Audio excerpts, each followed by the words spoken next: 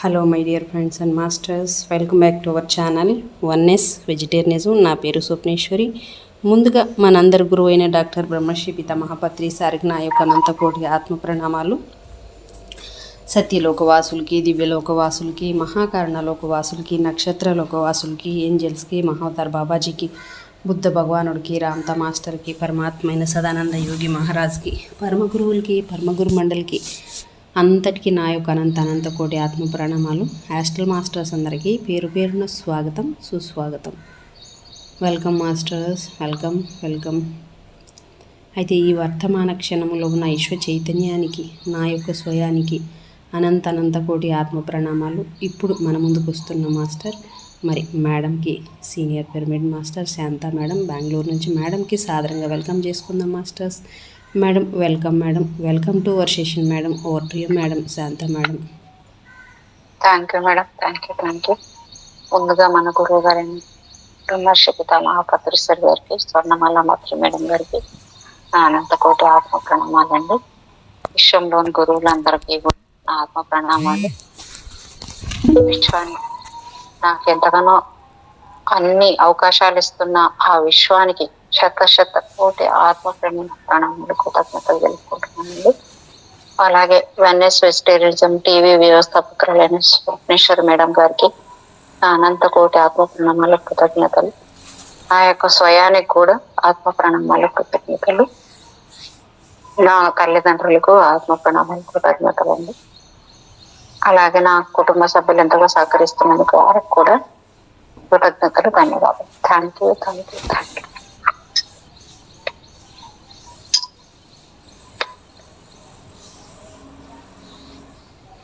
మొన్నటి ఎపిసోడ్ ఇది చదువుతున్నానండి. సూక్ష్మ శరీరయానము 11వ పేజీ నుంచి చదువుతున్నాను.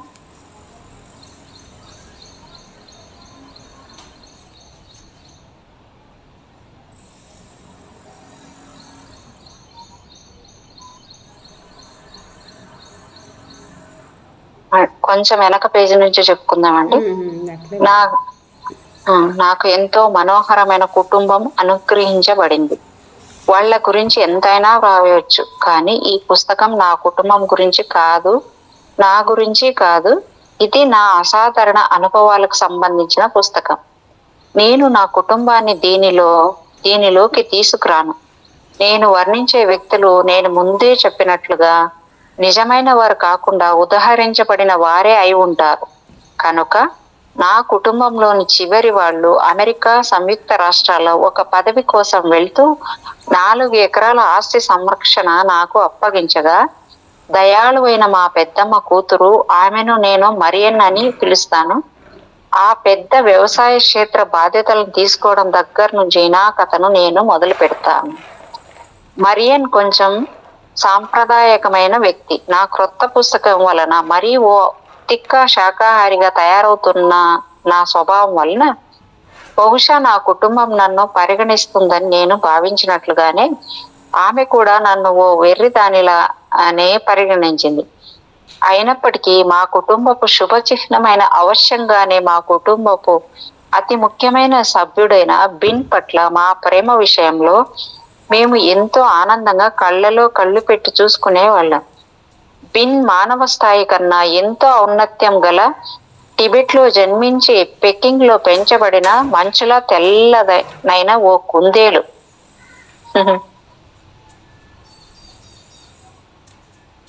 బిన్ మరియను ఇరువురు కూడా వెళ్ళబోతున్న కుటుంబ సభ్యులకు చివరిసారిగా వీడ్కోలు పలికిన తర్వాత ఎంతో దుఃఖంగా కనిపించారు. నేను ఆమెను ఊరడించడానికి ప్రయత్నించాను.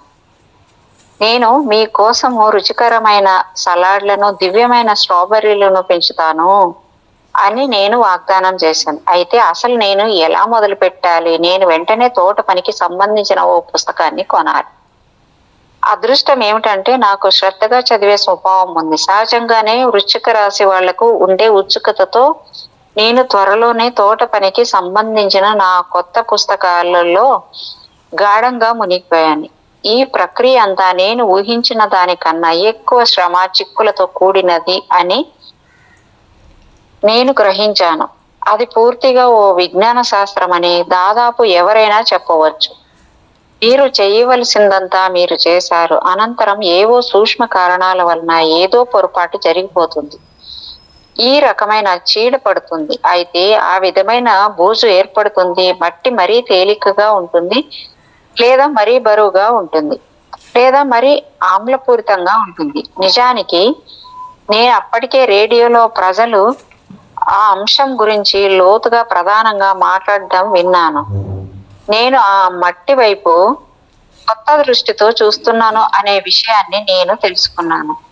అప్పటి వరకు నాకు దాని పట్ల అంతగా ఎరుక లేదని, కేవలం నాకు ఇష్టం లేని వర్ణంలో ఉండే ఓ ముదురు రంగు పదార్థంగానే దానిని భావించాను అని నేను గ్రహించాను. అయుక్తమైన ప్రదేశాల్లోకి వెళ్లి చేరిపోయే అలవాటు దానికి ఉంది. రసభరితమైన పచ్చని గడ్డి లేదా పువ్వులతో కప్పబడి ఉంటేనే అది మెరుగ్గా కనిపిస్తుంది. అప్పుడు అకస్మాత్తుగా అది ఒక కొత్త దిశను తీసుకుంది. ఆధిపత్యం పొందాల్సిన ఓ శత్రువుగానో మరి ఓ మిత్రుడిగానో అది ఉండవలసి వచ్చింది. ఏదేమైనా దానిని త్రవ్వడం ద్వారా నేను ఆరంభించాలి. చలికాలమంతా మాకు సలాడ్లు మరి కూరగాయలు కావాలంటే కనుక నేను ఆ విషయంలో దృఢ నిశ్చయంతో ఉన్నాను. ఒక్క క్షణం కూడా వృధా చేయకూడదు. ఆ కార్యక్రమం అంతటికి నేను వెంటనే ప్రణాళికను రూపొందించాలి. నేను కూర్చొని ఉన్న ఆ పెద్ద ప్రాకారాలు గత తోట చుట్టూ దృష్టి సారించాను. ఆ తర్వాత లేచి వెళ్లి ఒక పెద్ద పారను తీసుకువచ్చాను. నేను ఆ పారను నిశ్శబ్దమైన ముదురు రంగు మట్టిలోకి బలంగా గుచ్చి దానిని క్రిందికి పోనిచ్చాను.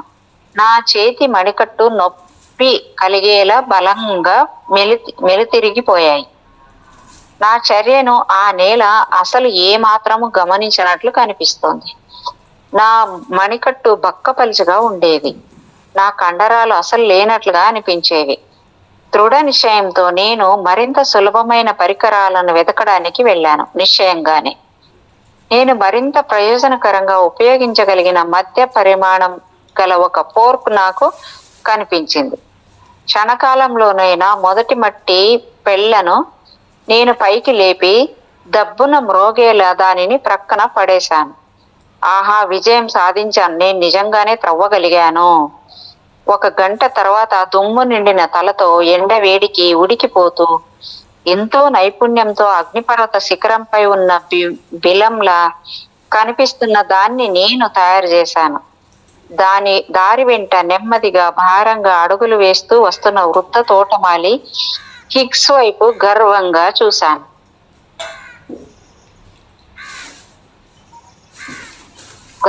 చూశాడు.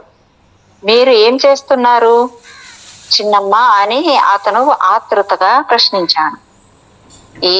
ఏం చేయడమేంటి మిస్టర్ హెగ్స్, నేను శరదృతువు మరి శీతాకాలపు సలాడ్ల కోసం విత్తనాలు వాడటం కోసం ఈ నేలను సిద్ధం చేస్తున్నాను. మొదటగా నేను దానిని తవ్వుతున్నాను. త్రవ్వడమా? మీరు అన్నది త్రవ్వడమేనా? కానీ మీరు దానిపైన ఉన్నారా అడిగాడు అనమాట. నేను త్రవ్వుతున్నప్పుడు నేను ఉమ్మివేయలేదు అని అతనికి చెప్పబోయాను. కానీ ఆ మాటను పెదవి దాటనివ్వకుండానే ఆపేశాను. ఉమ్మడమా అని నేను ప్రశ్నించాను. అతనిని ముందుగా ఇవ్వడానికి ప్రయత్నిస్తూ ఆ వృద్ధుడు ప్రక్కన నిర్లక్ష్యంగా వదిలివేయబడిన పొరను తీసుకొని తన చేతులపై ఉమ్మి, ఇప్పుడు నాకు అర్థమైంది. ఆ పారను నేలలోకి మరింత లోతుగా దించి చక్కని చదరపు ఆకృతిలో ఉన్న మట్టిని దానిపై సమతులనం చేస్తూ పొరను బయటకు తీసి ఎంపిక చేయబడిన స్థానంలో దానిని జాగ్రత్తగా పెట్టాడు. అనేక సార్లు అదే పనిని మళ్ళీ మళ్ళీ చేసిన తర్వాత మట్టి పెళ్లలతో కూడిన ఒక చక్కని చిన్న పటాలాన్ని పైన పేర్చి తాను తయారు చేసిన ఒక పొందికైన చిన్న కందకాన్ని అతను నాకు చూపించాడు. ఇది మీ మొదటి కూచిగా ఉన్న భూభాగం. దిగువన మీ రెండవ కూచిగా ఉన్న భూభాగం ఉంది. మీరు వాటిని కలిపేయకూడదు, తెలిసిందా? సరే, ఆ శుభదినము చిన్నమ్మ నేను ఒక ఇంటికి వెళ్ళాను. మీరేం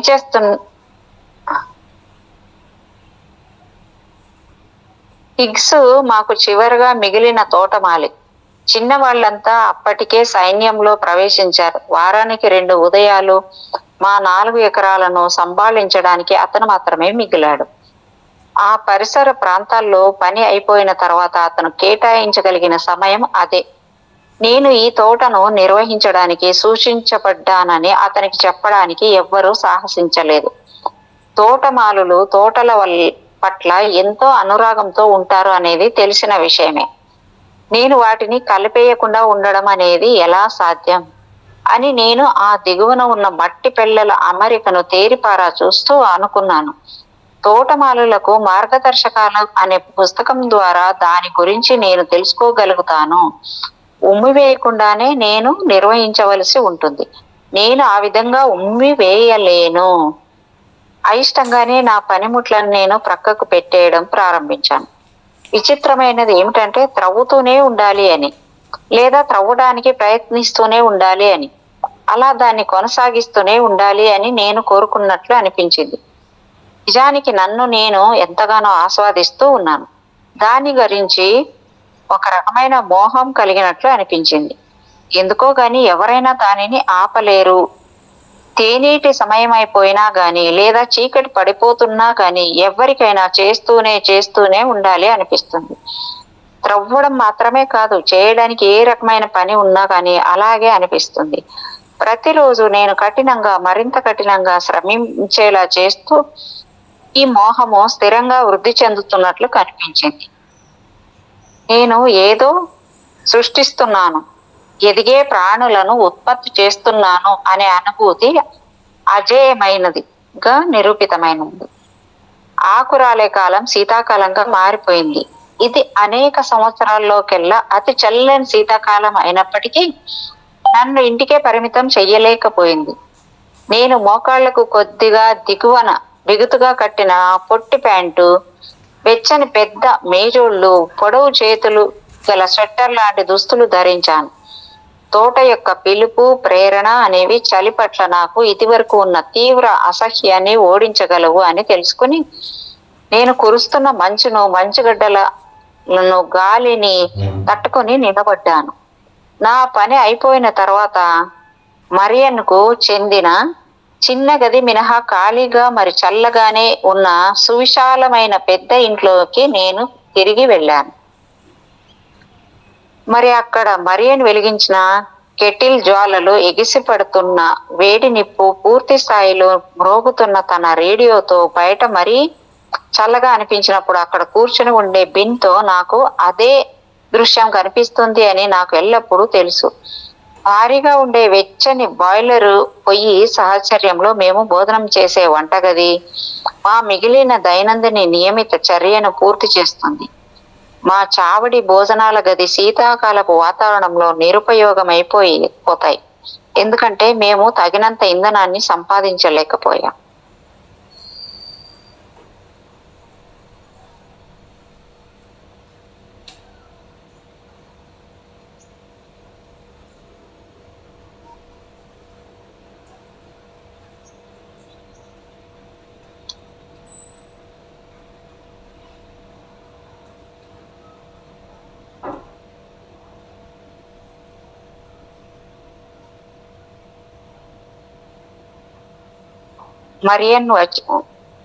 మరియన్ వచ్చినప్పటి నుంచి ఆమె తన రేడియోతోనే సహచర్యాన్ని, సాంత్వనను పొందింది.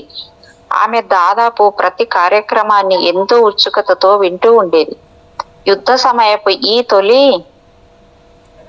శీతాకాలంలో ఆమె దాదాపు ఆ చిన్న ఎర్రపెట్టె లోపలే జీవిస్తున్నట్లు కనిపించింది. ప్రతిధ్వనిస్తున్న చర్చిల్ స్వరము ఆమె చిన్న గదిని నింపేసి అతను అక్కడ ఉన్న భావన కలిగించేది. ఆ సమయంలో ఉపన్యసిస్తున్నది తానే అయినట్లుగా ఆమె ఉత్సాహంగా తల ఊపుతూ ఉండేది. ఆమెకు గల ఏకైక ఇతర వ్యాపకం ఏమిటంటే భోజన సామగ్రి లభ్యం కావడంతో కష్టాలు పెరిగిపోతున్నా గానీ తనకు సాధ్యమైనంత ఉత్తమంగా నాకు మరి బీన్కు భోజనాన్ని అందించడానికి ప్రయత్నించడమే. ఇక మాకు అమితానందాన్ని కలిగించే విషయం ఏమిటి అంటే సెన్సార్ను దాటుకుని రాగలిగినన్ని విషయాలను తెలుపుతూ అమెరికాలోని నా కుటుంబం నుంచి వచ్చిన ఉత్తరాలతో పోస్ట్ మ్యాన్ రాక. స్థానికంగా వస్తువులను కొనుగోలు చేయడం అనేది నా పనుల్లో ఒకటి. ఆ విధంగానే నేను కొద్దిమంది ఇరుగు పొరుగు వాళ్లను పరిచయం చేసుకోవడము, స్థానిక కబుర్లను వినడము ప్రారంభించాను. ఆ విషయాలు ఎప్పుడూ అనారోగ్యాల గురించినవే అయినట్లు కనిపించేవి. వాహనాల పొగలు క్రక్కే కర్మాగారాల నుంచి దూరంగా చక్కని తాజా గాలి వేగంగా వీస్తుండే ఆ మనోహరమైన కుగ్రామంలో దాదాపు ప్రతి ఒక్కరూ ఏదో ఒక సమస్యతో బాధపడుతున్నారు. క్యాన్సరు, క్షయ, గుండె చెడిపోవడము, మరి అనేక ఇతర రోగాలతో నెమ్మదిగా చనిపోతున్న వాళ్ళు అనేక మంది ఉన్నారు. జంతువుల విషయానికి వస్తే ఫుట్ అండ్ మౌత్ వ్యాధి, కోళ్ల తెగుళ్ళు, మరి అనేక దుర్భర వ్యాధులు వస్తున్నాయి. చెట్లు, పంటలు సైతం అంతులేనన్ని రకాల చీడపీడలతో నాశనం అయిపోతున్నాయి. నేను ఎంతగానో నిర్ఘాంతపోయాను. పల్లె అంటే ఒక ఆరోగ్యకరమైన ప్రదేశం అనే నేను ఎల్లప్పుడూ భావించాను. నిజానికి అది ఆరోగ్యకరమైన అనుభూతిని ఇచ్చింది. ప్రతి ఒక్కరిని ఎండ అక్కున చేర్చుకుంది. కొన్నిసార్లు ఎవరికైనా ఉల్లాసం కలిగేలా గాలి తాజాదనాన్ని అందించింది. యుద్ధాన్ని మినహాయిస్తే ఎవరికైనా అక్కడ ఆనందంగానే ఉండగలిగేవాళ్ళు. లండన్ వెళుతూ వస్తూ జర్మన్ బాంబర్లు వాడే వారికి ఖచ్చితంగా దిగువన ఆ వ్యవసాయ గృహం ఉంది అని నేను ముందే పేర్కొన్నాను. బాంబులు ఏవైనా మిగిలిపోతే కనుక తిరిగి వచ్చేటప్పుడు విమానాలు దిగే ప్రదేశంలా మరి ఓ కర్మాగారంలా ఏదైనా కనిపిస్తే కనుక దానిపై ఆ బాంబులను జార విడిచేవాళ్ళు. మరియన్ బిన్ను నేను విమానాల దాడి నుంచి రక్షించే ఆశ్రయంగా మా భోజన సామగ్రి దాచి ఉంచే గదిని వినియోగించుకునే వాళ్ళం. ఎందుకంటే ఆ గది గోడలు అన్నింటికన్నా ఎక్కువ మందంగా ఉండేవి. వైర్లెస్ మొదలైన వాటన్నింటిలో మేము లోపలకు ముడుచుకుపోయి ఉండి మరీ చల్లబడిపోకుండా ఉండడానికి ప్రయత్నించేవాళ్ళం. మళ్ళీ మా వెచ్చని పరుపులపైకి తిరిగి ఎగబ్రాకగలిగినప్పుడు ఎంతో కృతజ్ఞతతో నిండి పోయేవాళ్ళం. కనుక చివరకు చలికాలం గడిచిపోయింది. పగళ్ళు మరింత పొడవైనవిగా ఉండడం మొదలైంది. నేను మొక్కలను, విత్తనాలను నాటడం ప్రారంభించగలిగే సమయం కోసం ఎంతో ఆతృతతో ఎదురు చూశాను. అప్పటికి నేను ఓ అనుభవజ్ఞురాలనైన పూర్తి స్థాయిలో ఎదిగిన తోటమాలిని అయినట్లుగా అనుభూతి చెందుతున్నాను. మాకు అవసరం అయ్యే గ్రుడ్లను మేమే ఉత్పత్తి చేసుకోవచ్చు అనే ఆశతో మరియన్ కొన్ని కోళ్లను నా దగ్గరకు పంపేలా ఏర్పాటు చేసింది. మరింత ఎక్కువ పని అని దీని అర్థం. కానీ ఆ గుడ్లను సేకరించడంలోని గర్వము అయినప్పటికీ వాటిని తీసేసుకోవడం అనేది నిర్ణయాత్మకమైనదిగా అనిపించింది. నిజానికి పొలంలో నా మొదటి 6 నెలల కృషి ఫలితం నాకు మరీ సంతోషాన్ని కలిగించలేదు. నేను ఎంతగానో ప్రశ్నలతో నిండిపోయాను.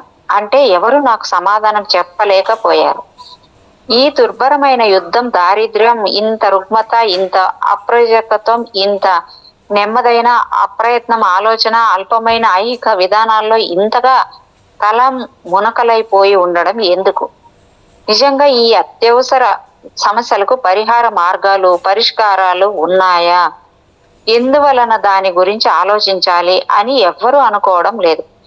తినడం, నిద్రపోవడం, కూరగాయలు పండించుకోవడం, విస్తారమైన అసమర్థుల సమూహాలను పోషించడం, మరి వాటి గురించి మధ్యశాలల్లో చర్చించడం, పల్లి జీవితాల్లో ఉన్నది ఇదేనా? మేధావులు, కళాకారులు, వాస్తుశిల్పులు, తత్వవేత్తలు, శాస్త్రవేత్తలు, మరి అద్భుతమైన గురువుల యొక్క ఓ సుదీర్ఘమైన శ్రేణిని గురించి చరిత్ర నాకు బోధించింది. కానీ అదంతా కలిసి ఏ ఫలితాన్ని ఇచ్చింది? జర్మన్లు వాళ్ళ సంస్కృతి ఎంత గొప్పదైనా గాని తమ సాటి మానవుల విషయంలో ఉచ్చరించలేని పనులను చేస్తున్నారు. శత్రువులు సైతం దాదాపు అదే విధంగా బదులు ఇవ్వవలసి వస్తోంది. అందమైన పచ్చని భూభాగాలు పేరుకున్న నెత్తుడితో కప్పబడిన బురద సముద్రాల్లో మదించబడుతున్నాయి. ఒక పక్షం విసిగిపోయేంత వరకు విరోచితంగా పోరాడుతూనే ఉండడం తప్ప ఎవ్వరి దగ్గర ఏ పరిష్కారము ఉన్నట్లు కనిపించలేదు. కానీ ఈ పరిస్థితి అంతటికి ఒక పరిష్కారం ఉండాలి.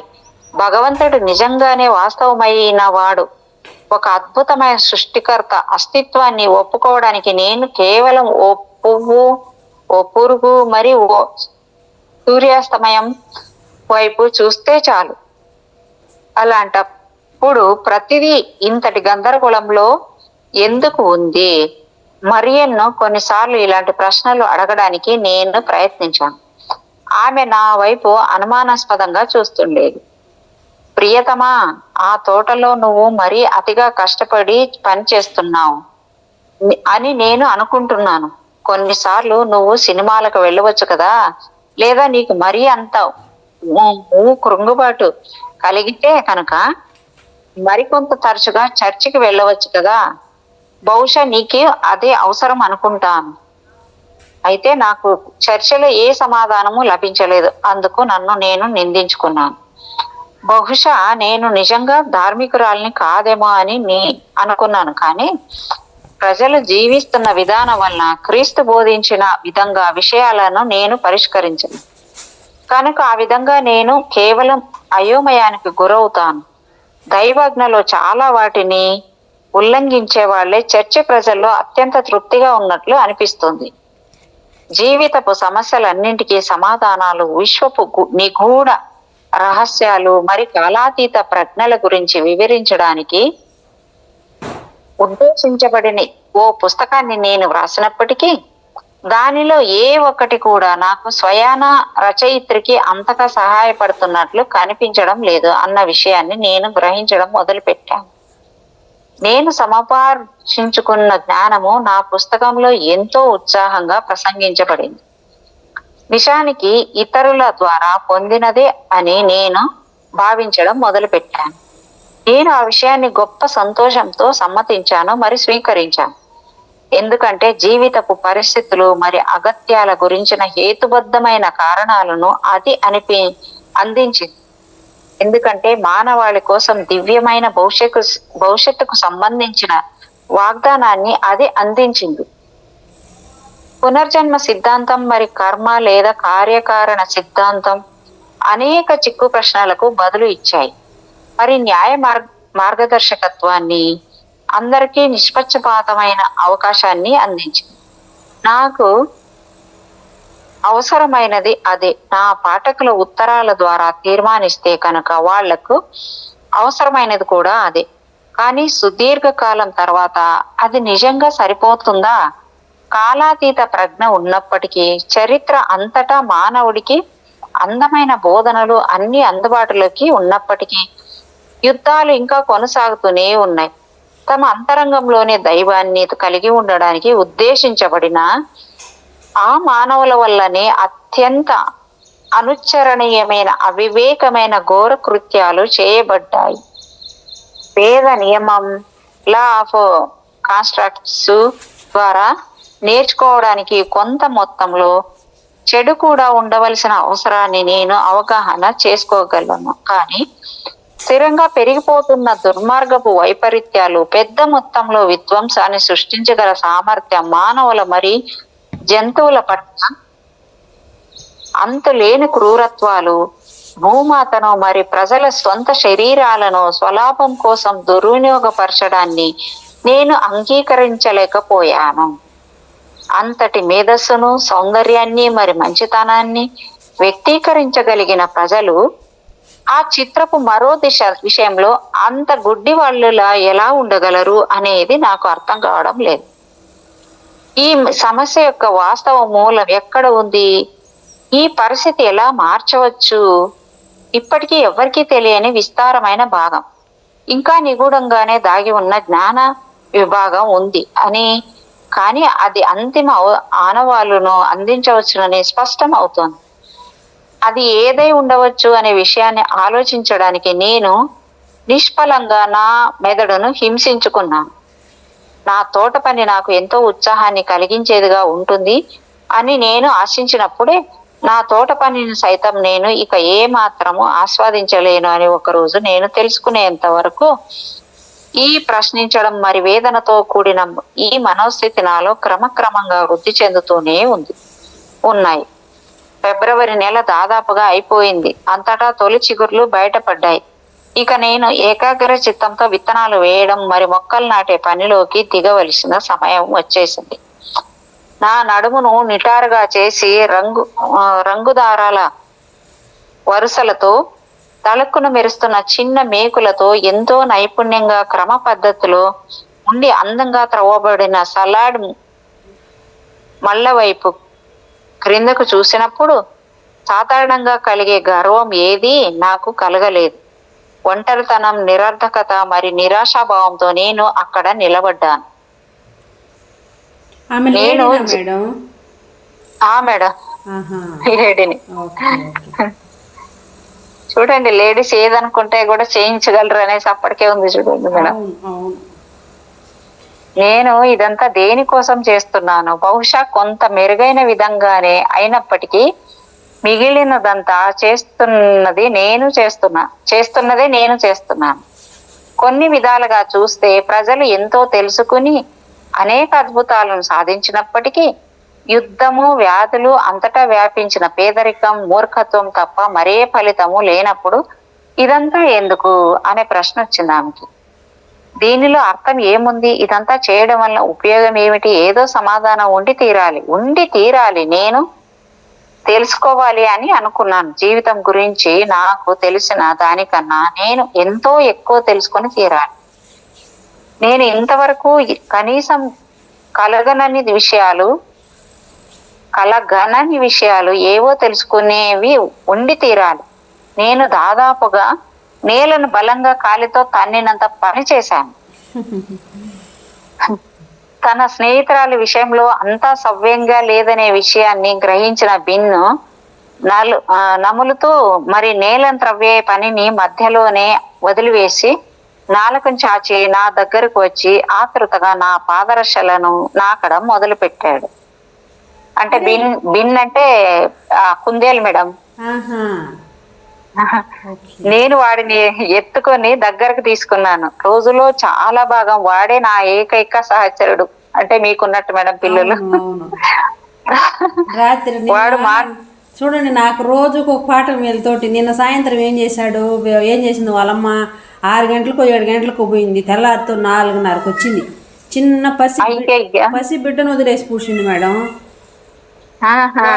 పాలు తప్పిస్తుంది. వీడు పెద్ద మనిషి వీడు వచ్చి ఒళ్ళు ఎక్కుతున్నాడు. ఒళ్ళు పడుకుంటాడంట. సరిగా కూర్చుంటే పడుకుంటానంటాడు వీడు.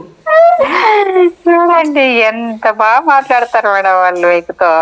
అసలు పాపం పాలు తాగిపిస్తే తాగే పిల్లోడు కాదు వాడు.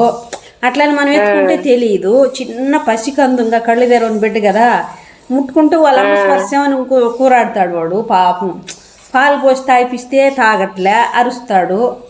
అట్ట పని చేసింది వాళ్ళమ్మ ఈరోజు.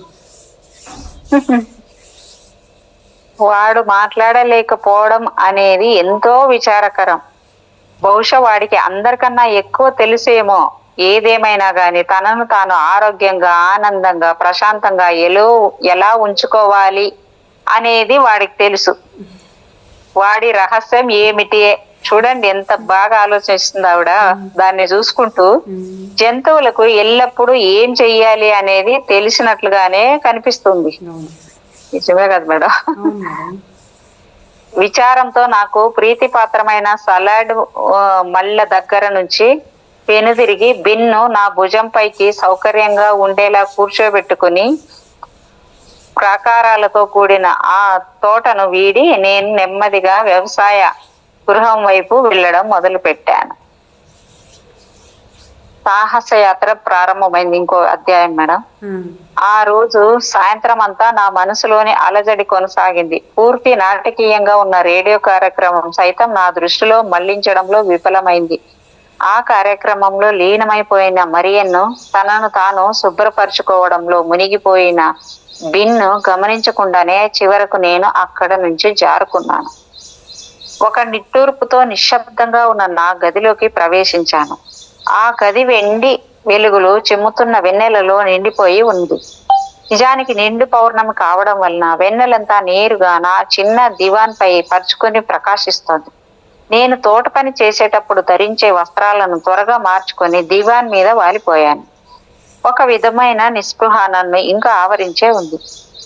ఎస్సెక్స్ గ్రామం మొత్తంలో నేను మాట్లాడగలిగిన వారు ఎవ్వరూ లేనట్లుగా, నా ప్రశ్నలకు సమాధానాలు మేడం ఇవ్వగలిగిన ఏమది వారు మీ కొంగు పైన ఏముంది మేడం? బయట కొంగు పైన వెనకన్నా ఈయన గ్రీన్గా పచ్చగా ఉంది ఏంది అది? వెనకనా ఒక కలరా అది, లేకపోతే మీ కొంగు పైన కలరా అది? ఎక్కడ మేడం? లేదు ఇప్పుడు పోయింది, ఇప్పుడు పోయింది. మీ కొంగు పైన అక్కడ పచ్చగా కనపడింది. ఆ వెనకన ఏదో ఉంది చూడు, అది ఇదా? ఆడ వెనకాన దిండి దిండి మేడం. అది ఈడ ఒక్క రవ్వ కనపడింది. కొంగు మీద ఏమన్నా పచ్చ పురుగులు ఉంటాయి కదా, అట్ట మాదిరి కనపడింది. ఓకే ఓకే, లేదు మేడం, ఏం లేదు.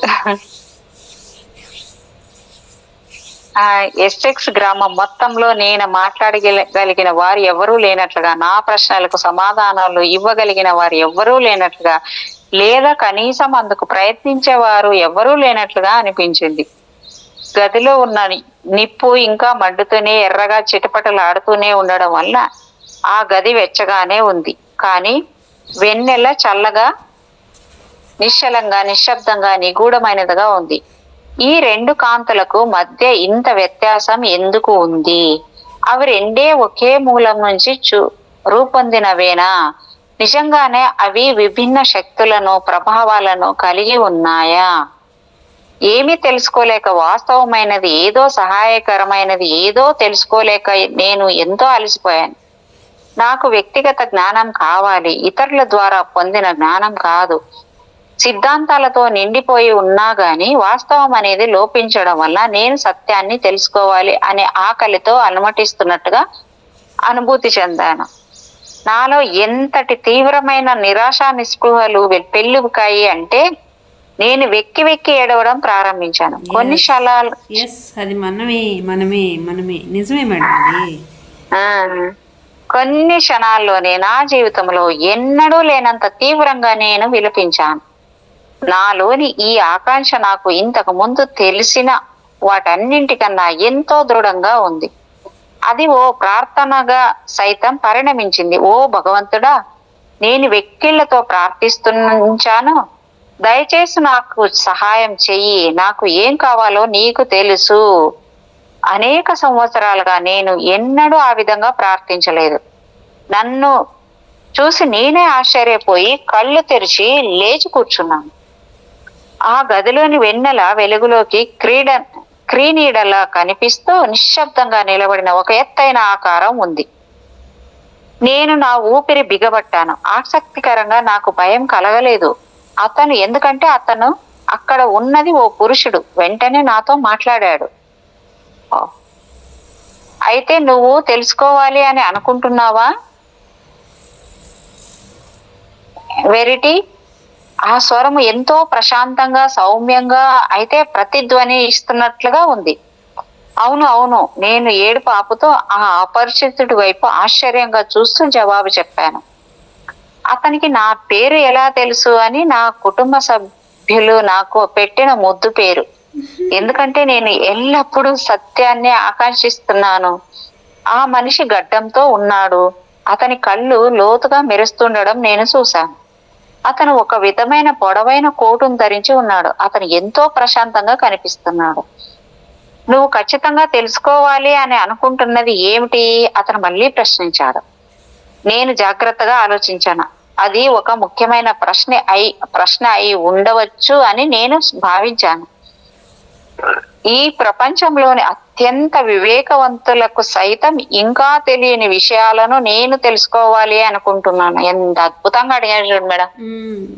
ఎరుక ఉండాలి, అప్పుడు ఎరుక ఉండి అడగాలి. ఏ విషయాలు? స్థిరమైన స్వరం మళ్ళీ వినిపించింది. ఈ ప్రపంచం గందరగోళ స్థితిలో ఉంది. అది అలాగే లేదు. నేను ఆతృతతో అకస్మాత్తుగా అన్నాను. ప్రజలకు తెలియని విషయాలు, మూలానికి సంబంధించిన విషయాల వలన ఆ స్థితి ఉండి ఉంటుంది. అవి తెలుసుకుంటే వాళ్ళు భిన్నంగా ప్రవర్తిస్తారు. నా వివరణ ఎంతో అవివేకంగా, అసంపూర్ణంగా ఉన్నట్లు అనిపించింది. నువ్వు అలాంటి విషయాల్ని ఎందుకు తెలుసుకోవాలి అని అనుకుంటున్నావు? ఆ స్వరం కఠినంగా పలికింది. అవశ్యంగానే వారికి సహాయం పడడం కోసం, నేను వెంటనే చెప్పాను. అవశ్యంగానా? సందేహిస్తున్నట్లుగా ఆ పరిచితుడు నా మాటను మారు పలికాడు. నేను తెలుసుకోవాలి అని అనుకోవడానికి మరో కారణం ఏముంటుంది? నేను ఆశ్చర్యపోతూ బదులు ఇచ్చాను. ఇతరులకు సహాయం చేయడానికి దానిని వినియోగించకుండానా? అది అనుచితమైన పని అవుతుంది. నాకు ఆ విషయాన్ని గురించి నిజంగానే నిరసన భావన కలిగింది. ఆ గడ్డం మనిషి క్షణకాలము నిశ్శబ్దంగా ఉన్నాడు. ఆ తర్వాత అతను దేని గురించి నిర్ణయించుకోవడానికి విశ్రమించినట్లుగా అనిపించింది. వెరిటీ, అతను మొదలుపెట్టాడు. నువ్వు సరైన ఉద్దేశంతోనూ ఉన్నావు అనేది నేను గ్రహించాను. జీవితంలో ప్రధానంగా ఉండవలసినది అదే. జ్ఞానాన్ని వ్యాపింపజేయడం ద్వారా ప్రజలకు సహాయపడడం కోసం నువ్వు జ్ఞానాన్ని కోరుకుంటున్నావు. నువ్వు ఇప్పటికే ఆ పని చేయడం ప్రారంభించావు కదా, అంతేనా? ఓ బోధకిరాలిగానా? బోధకులు జన్మిస్తారు, వాళ్ళు రూపొందించబడరు అనేది నీకు తెలుసా నా ప్రియ మిత్రమా? నువ్వు దివ్య అసంతృప్తి అనే దానితో బాధపడుతున్నావు. అది ఓ మంచి రుగ్మత. బహుశా నేను నీ కోరికను సమ్మతించగలను. దాని పేరు మనకు కూడా తెలుస్తుంది ఇప్పుడు. దివ్య రుగ్మత. నిజమే, దివ్య రుగ్మతే ఉండేది. నీ కోరిక సమ్మతించగలను. నువ్వు ఏం తెలుసుకోవాలని అనుకుంటున్నావు అనేసి అడిగాను అనమాట. మరోసారి ఒక ముఖ్యమైన ప్రశ్న అని నేను భావించాను. ఈసారి నేను సంశయించలేదు. సత్యం భిన్న సంస్కృతుల్లో విభిన్నంగా ఉండే వివాదాస్పదమైన అనేక బోధనలపై పడడానికి బదులుగా నేను స్వయంగా సత్యాన్ని దర్శించాలి అనుకుంటున్నాను. ప్రపంచంలోని చెడును, బాధలను వదిలించుకోవడానికి మనం ఏం చేయగలమో అనేది నేను తెలుసుకోవాలి అని అనుకుంటున్నాను అని అందనమాట. నేను నీకు అదంతా బోధిస్తే కనుక నువ్వు నిజంగానే నన్ను అమిత శ్రమకు గురి చేయబోతున్నావు. దాదాపు నవ్వుతో ఆ అపరిచితుడు నా మాటల మధ్యలో జోక్యం చేసుకున్నాడు. నువ్వు ఓ గొప్ప విశేషాధికారాన్ని అడుగుతున్నావు. సత్యం ప్రమాదకరమైనది అనే విషయాన్ని నువ్వు గ్రహించడం లేదా ఒకవేళ నేను సత్యాన్ని అంతటిని నీకు తెలియజేస్తే కనుక నువ్వు సిద్ధంగా లేవు అని, మరి నువ్వు దానిని ఆకళింపు చేసుకోలేవు అని నువ్వు గ్రహించడం లేదా? అనేక మంది లాగానే సత్యాన్ని అంగీకరించగలిగిన మెదడు కణాలు నీకు ఇంకా లేవు. అందువలన నేను సత్యాన్ని అనువదించి నువ్వు దానిని అవగాహన చేసుకోవడం ఆరంభించగలిగే స్థాయికి. ఒక్క సెకండ్, ఇప్పుడు ఆయన చెప్పాడు కదా, మీరు సత్యాన్ని అవగతం చేసుకునే ఆ కణాలు మీలో లేవు. నిజంగా కణాలు మనలో ఉంటాయి. ఆ ఉన్న కణాలు మనము అంటే ఏమంటాము, అవన్నీ యాక్టివేషన్లో ఉండవు అంతే. ఆ కణాలు ఆ కణాలు అదే 12 పోగల డిఎన్ఏ ఉంటే 2 పోగలు మనకు పనిచేస్తుండదంట కదా మేడం. అన్ని చేస్తే ఇంకెంత ఉంటదో అన్నట్లుగా అంటారు కదా. అవును అవును. అందువలన నేను ఈ సత్యాన్ని అనువదించి నువ్వు దానిని అవగాహన చేసుకోవడం ఆరంభించగలిగే స్థాయికి సత్యాన్ని దించవలసి వస్తుంది. నేను ఇప్పుడే నీకు అంతిమ సత్యాన్ని బోధించలేను, కానీ నీ కోసం సత్యం దిశగా వేయగల కొన్ని అడుగులను మాత్రం బోధించగలను. నీకు అర్థమవుతోంది అని నేను భావిస్తున్నాను. కానీ మీరు దానిని ఎలా అనువదించబోతున్నారు? నేను నిర్ఘాంతపోతూ అడిగాను. నేను నీ కళ్ళ ద్వారా దృశ్య పరంగా నీకు బోధించబోతున్నాను. నువ్వు క్రమంగా కంటికి కనిపించే దానికన్నా ఎక్కువ చూడగలిగేలా నీ దృష్టిని మార్చడానికి నా ఇచ్ఛాశక్తిని నేను వినియోగించగలను. నీ మనస్సు, మెదడు వృద్ధి చెందుతూ ఉండగా నీకు కొద్దిగా వివరించడానికి నువ్వు నాపై నమ్మకం ఉంచాలి. ఎందుకంటే అలవాటు లేని ఆలోచన విధానాలను సంభాళించడానికి నీ మెదడు పూర్తి నూతన కణాలను పెంపొందించుకోవలసి ఉంటుంది. కనుక నువ్వు సహనంగా ఉండాలి. నేను నీకు చూపించేది అంతా శాస్త్రీయ కోణం అనబడే దాని నుండి ఖచ్చితంగా రుజువు బడుతుంది అన్న విషయం దయచేసి గుర్తుంచుకో. ఇక మనం ప్రారంభిద్దాం. నా గుండె అప్పటికే ఉద్రేకంతో వేగంగా కొట్టుకుంటోంది. నేను ఎంతగానో ఆకర్షించిన క్షణం చిట్ట చివరకు ఆసన్నమవుతోంది. నేను అనిశ్చితితో చచ్చిపోతున్నాను. నేను అభ్యర్థించాను. ఆ గడ్డం మనిషి ఎంతో సానుభూతితో నవ్వాడు. అయితే మొదట నాకు ఈ విషయాన్ని చెప్పు, అతను నిశ్చలంగా అన్నాడు. నీకు నీ శరీరానికి మధ్య భేదాన్ని నువ్వు చూడగలుగుతున్నావా? ఏం అద్భుతంగా ఉంది మేడం ఇది.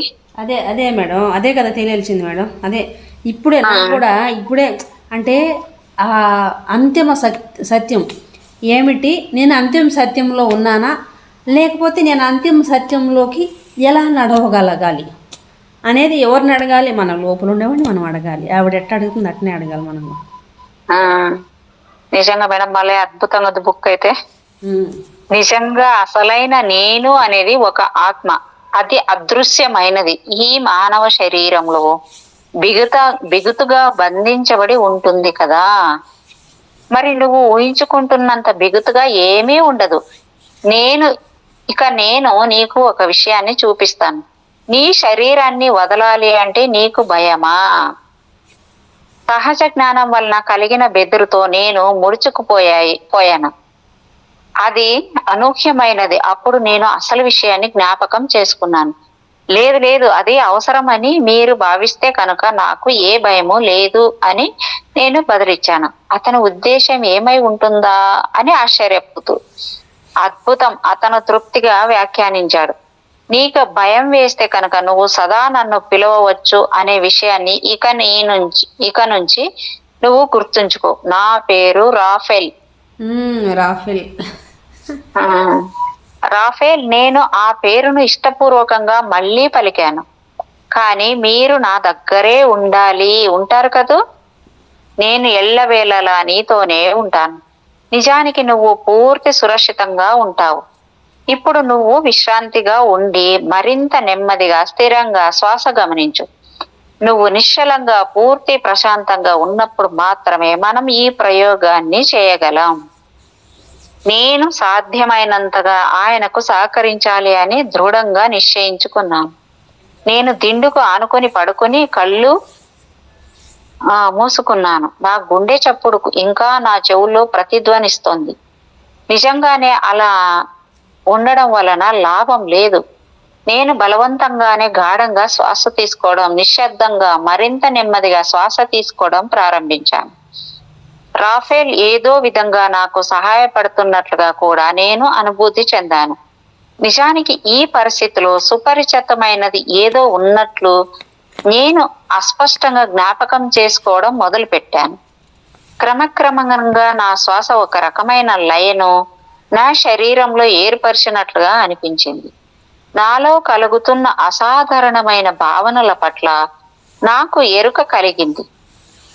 చక్రాలు తిరగడం లాంటివి ఏదో జరుగుతున్నట్లుగా అనిపించింది. నా శరీరం లోపలి భాగం ఓ గడియారంలో ఉన్నట్లుగా నా లోపల అనేక చక్రాలు తిరుగుతున్నట్లుగా అనిపించింది. నేను దీని గురించి ఆలోచిస్తుండగానే ఆ కదలికలు మారిపోయాయి.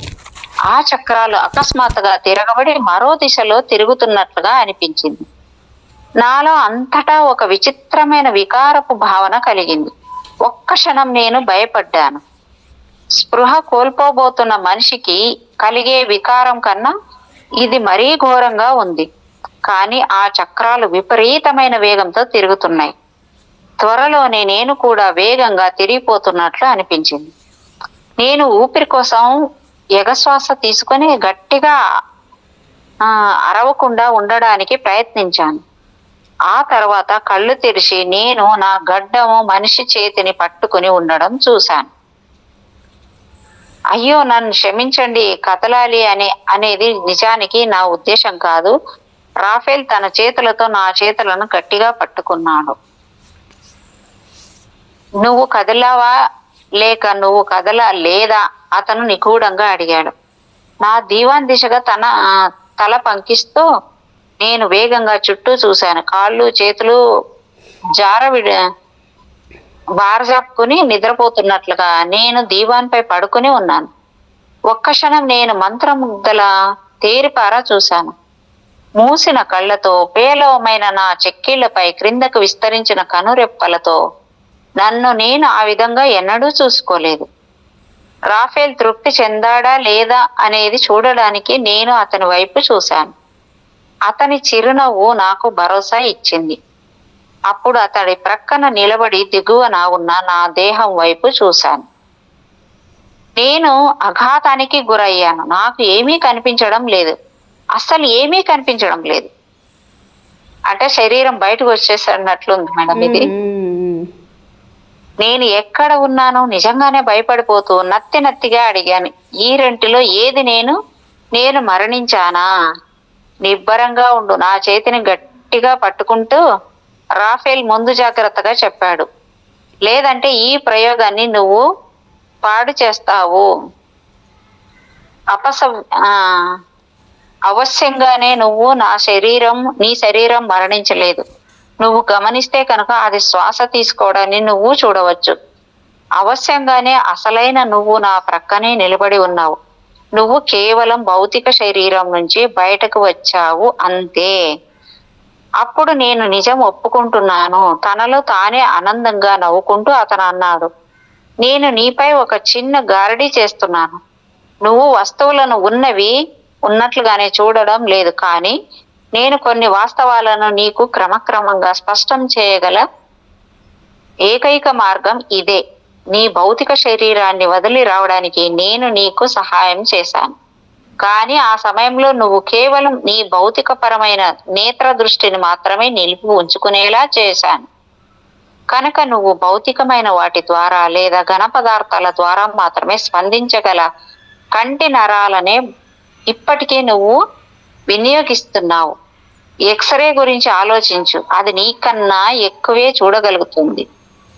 అయినప్పటికీ పోల్చి చూసినప్పుడు అది కేవలం నైపుణ్యం లేని లేదా ప్రయోగాత్మకమైన ఓ పరికరం మాత్రమే. తర్వాత కాలంలో ఈ ఎక్స్రేను అనేక సూక్ష్మ ప్రకంపనల ప్రమాణాలను తగిన విధంగా అమర్చగలుగుతారు. కానీ ఇప్పటికీ విస్తృతంగా ఉపయోగించబడకుండానే ఉన్నా గాని నీ కళ్ళు అద్భుతమైన పరికరాలు. ఇప్పుడు గమనించు, నేను నీ కంటిలోని సూక్ష్మమైన ఇంద్రియాలను ఉత్తేజపరుస్తాను. అప్పుడు నువ్వు మరింత సూక్ష్మ వర్గానికి చెందిన భౌతిక వర్గ పదార్థాలను చూడగలుగుతావు. ఆ విధంగా చెబుతూ అతను నెమ్మదిగా తన చేతులను నా తలపై ఉంచాడు. నేను దీవాన్ వైపు, దానికి పడుకుని ఉన్న నా రూపం వైపు లేదా నా శరీరం వైపు విభ్రాంతిగా చూస్తూనే ఉన్నాను. నిద్రపోతున్నట్లుగా పడుకుని ఏమాత్రం మార్పు లేకుండా ఏం జరుగుతోంది అనే ఎరుక లేకుండా నేను అక్కడ ఉన్నాను. ఆ సమయంలో నేను గ్రహించినది ఏమిటి అంటే, నిజంగానే నా కళ్ళకు ఏదే జరుగుతోంది. దీవాన్ పై పడుకుని ఉన్న నా భౌతిక రూపం మసకబారిపోతున్నట్లుగా, చర్మపు రంగు కోల్పోతున్నట్లుగా, అస్పష్టమైపోతున్నట్లుగా అనిపించడం మొదలైంది. నాకు సంబంధించిన భౌతిక రూపం ఏది ఎక్కడా లేదా. నేను అతృప్తిగా దృష్టి సారించాను. నేను తేరిపారా చూడగా ఆ శరీరానికి సంబంధించిన ఒక నూతన లక్షణం పట్ల నాకు ఎరుక కలగడం మొదలైంది. ఆ శరీరంలో నుంచి ఒక అస్పష్ట కాంతి ప్రసరించడం చూశాను. చీకటిగా ఉన్న గదిలో వస్తువులను గుర్తించగలగడానికి నిరీక్షించినట్లుగా ఈ కొత్త రకమైన నేత్ర దృష్టికి నా ఇంద్రియాలు అలవాటు పడే వరకు నిరీక్షించి నేను సహనంతో గమనించాను. నేను త్వరలోనే ఆ దేహం అంతటా ఒక అందమైన లేత నీలిరంగు కాంతి పరుచుకొని ఉండి దానిని బోలుగా పారదర్శకంగా కనిపించేలా చేయడాన్ని చూడగలిగాను. అకస్మాత్తుగా భయంతో వణికిపోతూ నేను వెనక్కి జరిగాను. నేను పడుకొని ఉన్న నా రూపం లోపలికి చూస్తున్నట్లు తెలుసుకున్నాను. నేను ఎముకలను, అస్పష్టంగా నీడల్లా ఉన్న అవయవాలను, నరాలను, కండరాలను చూడగలుగుతున్నాను. నా శ్వాసను శ్వాసకు అనుగుణంగా నా పక్కటెముకలు పైకి కిందకు నెమ్మదిగా కదలడం చూడగలుగుతున్నాను. వాంతి వస్తున్నట్లు అనిపించడానికి మరీ తీవ్రమైన మోహాన్ని కలిగించే ఆసక్తికి మధ్య నేను పెనుగులాడాను.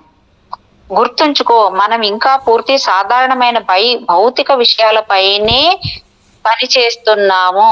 నా విస్మయానికి కళ్ళెం వేయడానికి అన్నట్లుగా నా సహచరుడు కొంత కఠినంగానే ప్రకటించాడు.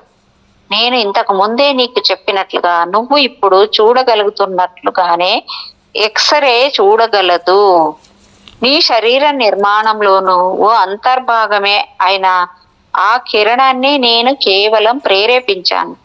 తగిన విధంగా అభివృద్ధి పరిచినప్పుడు మనమంతా ఆ ఎక్స్రే దృష్టిని పొందవచ్చు. కొంతమందికి ఇప్పటికే ఆ దృష్టి ఉంది. మీరు వాళ్ళని యోగ దృష్టి లేదా దివ్య దృష్టి సంపన్నులు అని అంటారు. కానీ అందులో అనేక స్థాయిలు, దశలు ఉన్నాయి. అప్పుడు నేను నీ దృష్టిని మరింత శక్తివంతం చేయడాన్ని గమనించు. నేను విధేయతతో గమనించాను, కానీ నాకు నిరుత్సాహాన్ని కలిగించేలా మంచంపై ఉన్న నా శరీరం మరింత అస్పష్టమైపోయింది.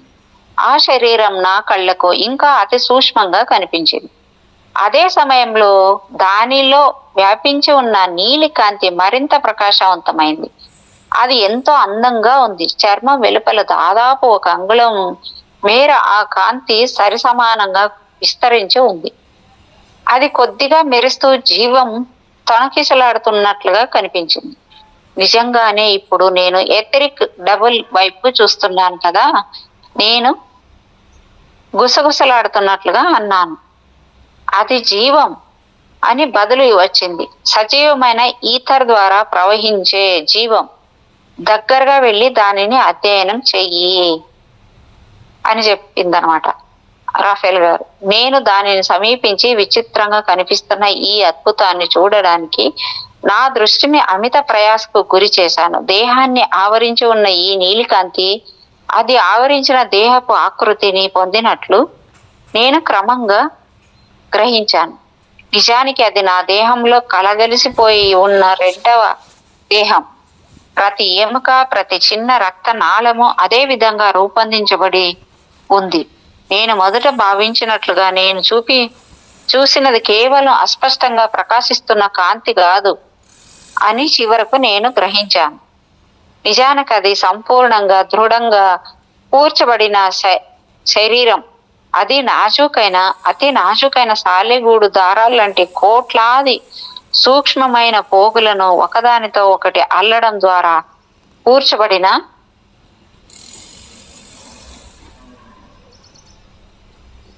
శరీరం. నా భౌతిక శరీరం అంతా అతి చిన్న రక్తనాళంతో సహా ఈ నాజూకైన పోగుల అల్లిక చుట్టూ నిర్మితమై ఉంది అనేది నేను ఇప్పుడు చూశాను. ప్రతి సూక్ష్మ నాళం చుట్టూ నీలి కాంతి ప్రవహిస్తూ దానిని ఓ సజీవమైన నియాన్ తీగలాగా మార్చేసింది. సజీవమైన సాలెగూడు లాంటి ఈ అద్భుతమైన అందమైన శరీరము వైపు నేను తదేకంగా చూస్తుండగా అది ఆవరించి ఉన్న మాంసపిండం పోలికతో ఎంతో అస్పష్టంగా బోలుగా అనిపించింది. ఇది నిజంగా నేనేనా అని నేను ఆశ్చర్యంతో అడిగాను. అవును మిత్రమా, అది బదులు వచ్చింది. నువ్వు ఇప్పుడు నీ యథార్థమైన భౌతిక దేహం వైపు చూస్తున్నావు. మేడం పత్రి సార్ నాతోటి పత్రి సారు నాతోటి ఇట్లే మాట్లాడారు. ధ్యానంలో రాకముందు నాకు హాస్టల్గా పత్రి సార్ వస్తే కనపడితే నేను బాధపడుతూ కూర్చొని ఉంటే గట్టిగా నా దగ్గరకు వచ్చి గట్టిగా హక్ చేసుకొని, ఏంటి మిత్రమా నువ్వు మర్చిపోయావా, నువ్వేనా ఏడ్చేది, నేను లేననుకున్నావా అని చెప్పి గట్టిగా హక్ చేసుకొని నెత్తి మీద ఒక్కడు కొట్టి ముద్దు పెట్టారు పత్రి సార్.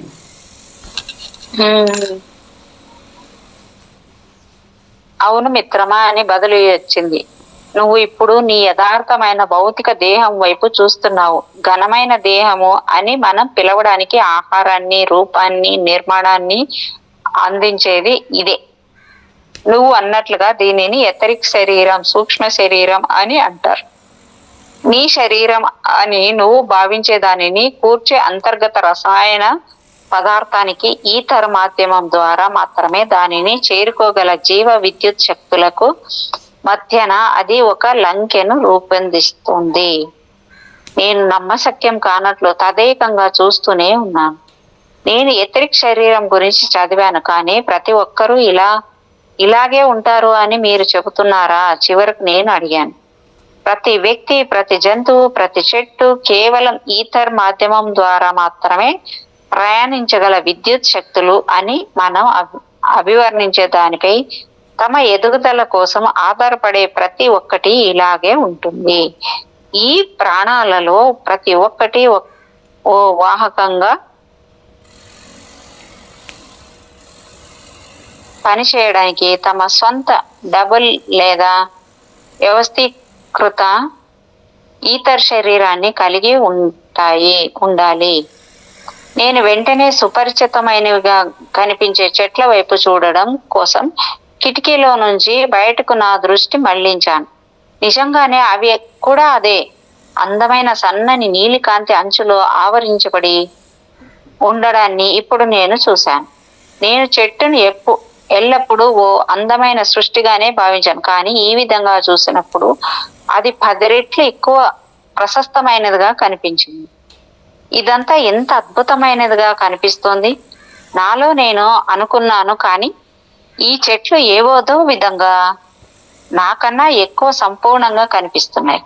నేను మరోసారి దీవాన్పై ఉన్న ఆకృతి వైపు నా దృష్టిని సారించి ఆ నాజుకైన సూక్ష్మ అల్లికకు అక్కడక్కడ అడ్డుపడుతున్న చిన్న అతుకులను, ఖాళీలను గమనించాను.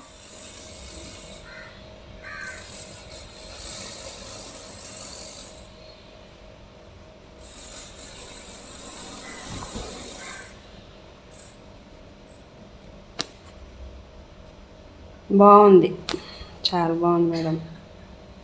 అదే కదా మేడం.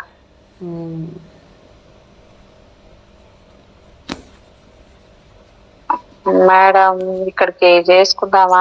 అట్లే మేడం, అట్లే మేడం. ఒక నిమిషం మేడం, పేజు ముందుకి వెళ్ళిపోయింది, ఏదైనా అర్థం కాలేదు.